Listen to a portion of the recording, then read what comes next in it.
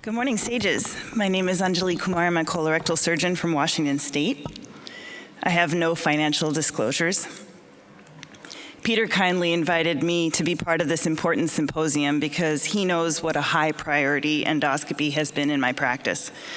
As surgeons, we may be told by hospital administrators that they need us in the operating room, and yes, it's true, we are uniquely qualified to be there, cutting and curing. But equally important is to be side by side with our colleagues in gastroenterology, diagnosing via screening, surveying after we've resected, and treating endoscopically in novel ways. The passion I have for endoscopy was developed and fostered by my first mentor in colorectal surgery, Dr. Larry Whalen. I was his last fellow at Columbia University Hospital, where Larry was born. Larry and I scoped in the morning. We scoped in the afternoon. We scoped late at night. We scoped in the tippy top floor of the hospital where pre-procedural patients sat in plush chairs overlooking the Hudson. We scoped in the operating room, which was in the depths of the basement. We loved to scope so much that this is a photo of us scoping a colon that we had actually removed. Thanks to Larry, I had logged all 150 colonoscopies required for my fellowship graduation in a year with him. How did he do it? He dedicated his entire Friday to endoscopy. It's a good way to end a long work week. It's a tremendous practice tip which I inherited from him, and I've kept it up as I've traveled from New York to DC and then ultimately to my home state of Washington. Securing and preserving my dedicated endoscopy day was a source of contention as I negotiated the terms of my employment at a tertiary referral hospital that had never before had a board-certified colorectal surgeon. But it was important enough to me that it was a non-negotiable.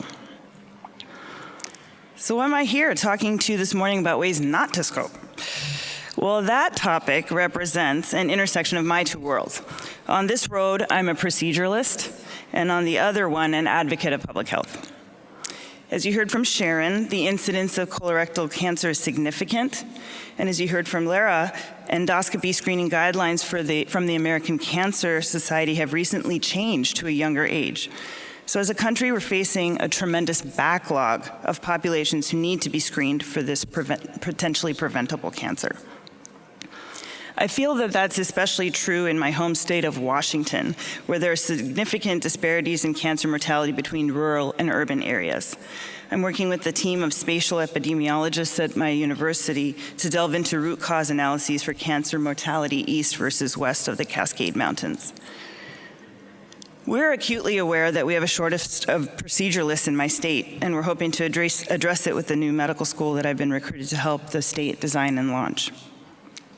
And this work dovetails well with our ability to track colorectal surgical outcomes statewide. Though not as mature as the Michigan Collaborative, most of our community hospitals across the state contribute data and will also train our students. So gridlock, we might find that we can address a major public health problem by getting non-procedural screening tools into the hands of non-proceduralist providers, like primary care providers, physician extenders, so that this tremendous backlog, this gridlock of patients who have never been screened, who need to be screened, can be triaged into those who need colonoscopy now versus later.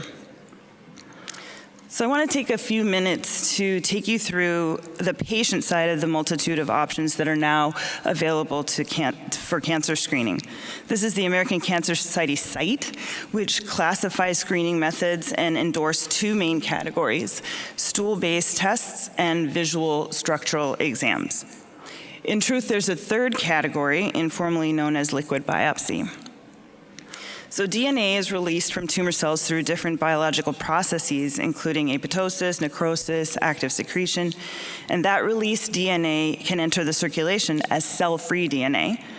Isolated cell-free DNA from blood plasma collected through standard peripheral blood draw can be analyzed to determine the presence of tumor by markers including mutation, hypermethylation, SEPT9, and promoter sequences.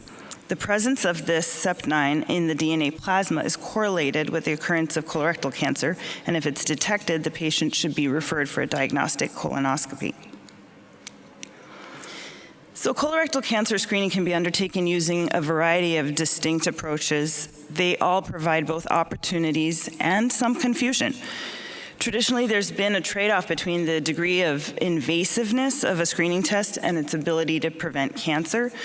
Fecal occult blood testing is on one end of the spectrum, and optical colonoscopy is at the other. In the middle is CT colonography, which is currently underutilized and not covered well by insurance companies, but it represents an exception. It's minimally invasive and provides accurate evaluation. So this is how the American Cancer Society, in order, has categorized the pros and cons of FIT testing, also known as IFOBT, and guaiac-based fecal occult blood testing, pros and cons. And now we go to what the patient sees from the American Cancer Society on the stool DNA testing. So this is a modality that really capitalizes on tumor exfoliation. Surface cells enter into a common route of efflux, and it yields a single excretory medium that can be interrogated for aggregate detection of multiple tumor types. And as that luminal exfoliation occurs from the precursor lesions at the earliest stage cancer before vascular invasion has even occurred, it allows that mechanism of marker to release and detect important neoplastic targets. So initial screening results from the stool DNA testing has demonstrated improved sensitivity for colorectal cancer detection compared with guaiac, 52% versus 13%, but no improvement for detecting very large adenomas, like adenomas over a centimeter. That's 10% versus 10.3%. Where it can be most helpful is when stool DNA testing is combined with FIT. And as such, the new Cologuard test, which is covered by Medicare, evaluates for 11 distinct molecular biomarkers in the stool sample, including 7 DNA mutation biomarkers, 2 methylation biomarkers, hemoglobin, and also B-actin as a control for human DNA. Although the quantitative analysis is possible, the test is then reported out as a qualitative binary, positive or negative. And that is delivered to the patient using thresholds that presumably optimize the sensitivity and specificity. So when we look at this, the sensitivity when combined with FIT is in the 92% range, and the specificity is in the 87% range. And colonoscopy, if the patient has a positive test, colonoscopy will probably not detect a cancer in the vast majority of cases. And so many patients and providers may be understandably confused as to which test was correct. Was it the DNA-based test or this challenging physical scope that they went through? And so these concerns over the missed cancers in people who are, quote, genetically positive may end up leading to inappropriate additional testing like repeat colonoscopy or even a PET CT scan that is looking for other cancers. And those kinds of things could undermine the desired benefits of this non-invasive screening test. So CT colonography is kind of in this middle zone. It's highly sensitive and specific. The patients do undergo a full bowel prep, and it can incur some discomfort as the colon is insufflated with CO2.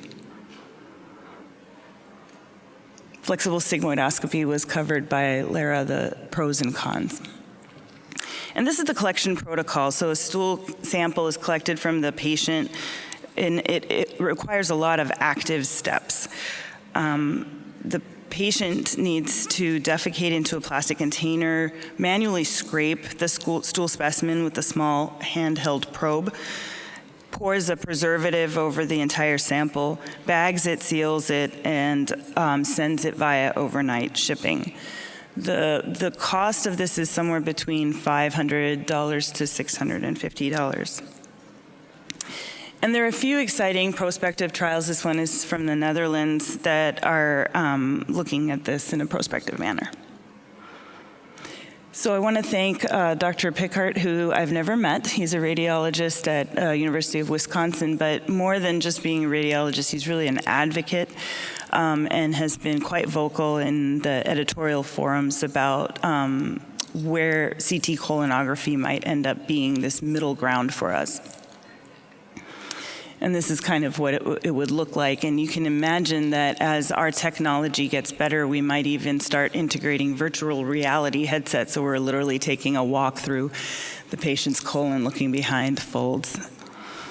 But the key here is that some of these diminutive polyps may be actually clinically insignificant, never really with the potential to develop into full-blown colorectal cancer.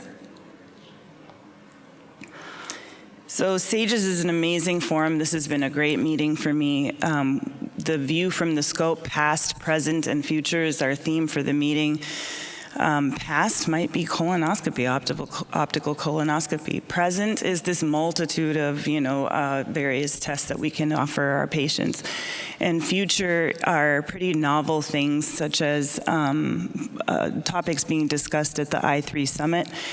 And then some leading oncologists are talking about not just single organ cancer detection, but the development of multi-organ detection of cancers via blood test. And I'll leave you with this concluding remark. So in the spirit of last night's tribute to a great woman whose life ended too early from cancer, I'd like to dedicate my part of this symposium to the late Elson S. Floyd, who's the president of Washington State University, after whom our new medical school was named. And sadly, Dr. Floyd died from colon cancer before I had the privilege of working with him. Thank you.